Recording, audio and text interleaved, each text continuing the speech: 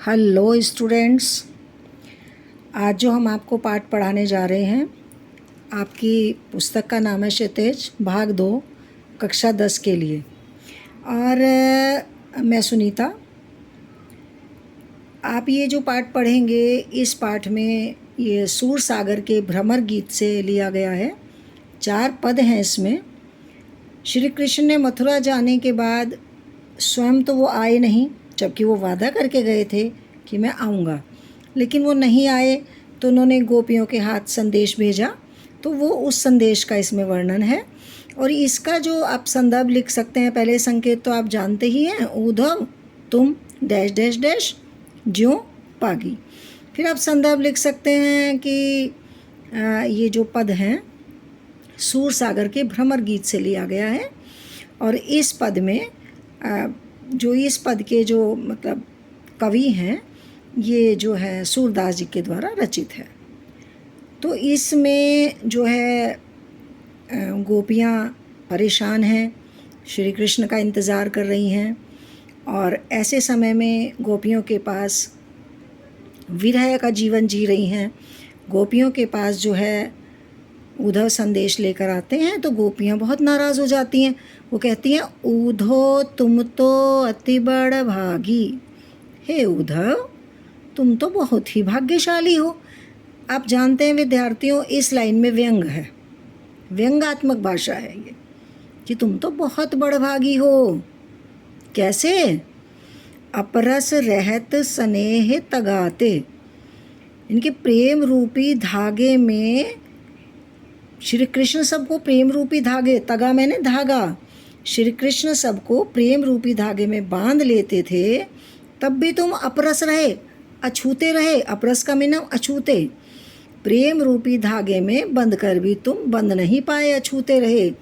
नाहिन मन अनुरागी, ना तुम्हारे मन में उनके प्रति कोई अनुराग उत्पन्न हुआ। नाहिन मैंने नहीं, ना ही तुम्हारे मन में उनके प्रति कोई अनुराग उत्पन्न हुआ। हाँ, दिविशा, दीक्षा, ये आप सबके लिए मैं बना रही हूँ वीडियो। होप सो दूसरे बच्चों को भी लाइक करवाइए, सब्सक्राइब कराइए, ताकि और बच्चे भी इस पाठ का आनंद ले सकें, उस पाठ को समझ सकें। तुम्हारे मन में कोई भी किसी प्रकार का अनुराग यानी कि प्रेम उत्पन्न नहीं हुआ। पूरेन पात रहत जल भीतर, तुम पता कैसे हो? उन्होंने उसकी उपमा देते हुए कहा, तुम तो कमल के, पुयरिन मैंने कमल का पत्ता, तुम तो कमल के पात मैंने पत्ते, पुयरिन मैंने कमल। तुम तो कमल का पत्ता जैसे जल के भीतर डूबा रहता है ना, लेकिन उसकी देह पर कोई दाग नहीं आता। ना तारस देह न दागी, उसके शरीर पर कोई भी दाग नहीं लगता। ऊपर फूला जाता है, नीचे कीचड़ होता है। इसी प्रकार तुम हो, तुम तो कमल के पत्ते के समान हो। तुम्हारी देह में कोई उनके प्रति कोई प्रेम नहीं, कोई अनुराग नहीं। जो जल माह तेल की गगरी गागरी, जैसे जल के अंदर तेल की गगरी रहती है ना, क्योंकि तेल की आपको पता होगा, तेल के गगरी पर यदि तेल हो और उसमें पानी की बूंद डाल दें तो वो टिकती नहीं। बूंद ना ताको लागी, तुम्हें कोई बूंद नहीं लगी, किसी बूंद का तुम पर कोई असर नहीं होता। तुम तो तेल की गागर के समान हो। प्रीत नदी में पाँव न बोरियो, प्रेम की नदी में तुमने पाँव नहीं बोरा, नहीं डुबाया। पाँव मैंने पाँव, प्रीत नदी श्री कृष्ण के लिए प्रयोग किया गया है। ये सारा जो है, ये सारा जो व्यंग है, ये जो सारा विरह वेदना में जल रही जो गोपियाँ हैं, वो उद्धव को ताने मार रही हैं कि तुमने तो प्रेम की नदी है श्री कृष्ण, उसमें पाँव भी नहीं डाला। दृष्टि न रूप परागी, और तुम्हारी दृष्टि में वो जो प्रेम है, प्रेम रूपी जो पराग है, वो उस पर तुम्हारी दृष्टि भी नहीं पड़ी। सूरदास अबला हम भोरी, हे सूरदास कवि कहते हैं, गोपियाँ कह रही हैं, हे उद्धव हम तो बहुत भोरी मैंने भोली हैं, हम तो बहुत भोरी मैंने भोली हैं। गुड़ चीटी जो पागी, हम तो ऐसे श्री कृष्ण से लिप्त रहती हैं। जैसे आपने देखा होगा ना बच्चों, चींटियाँ जब गुड़ से चिपक जाती हैं तब तक नहीं छोड़ती जब तक मृत्यु ना हो जाए, चिपक जाती हैं गुड़ को। वो कह रही है जैसे मैं ना गुड़ से चाटी मैंने चींटियाँ, चिपागी मैंने चिपटी रहती हैं, लिपटी रहती हैं, प्राण चले जाएं तब छोड़ती हैं। ऐसे ही हम तो बहुत भोली हैं, हमने तो कृष्ण को पकड़ लिया, हमें तुम्हारी बातें समझ में नहीं आती, तुम तो बहुत बड़भागी हो।